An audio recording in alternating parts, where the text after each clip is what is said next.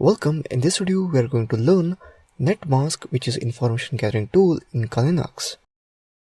Netmask is another simple tool which does one thing, and that is makes a ICMP netmask request.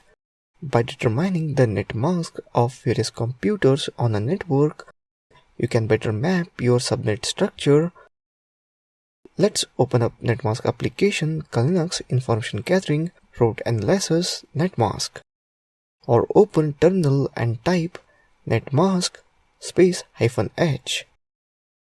This command open with the help option, basic usage of netmask -spec -v version prints version number -d debug print status progress information, and so on.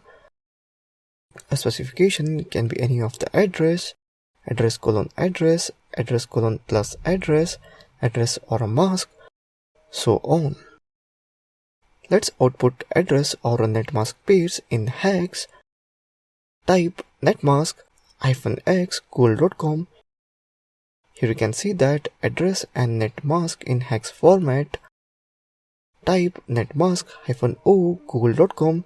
Here you can see that address and netmask in octal format. Let's see in binary format. Type netmask -b google.com.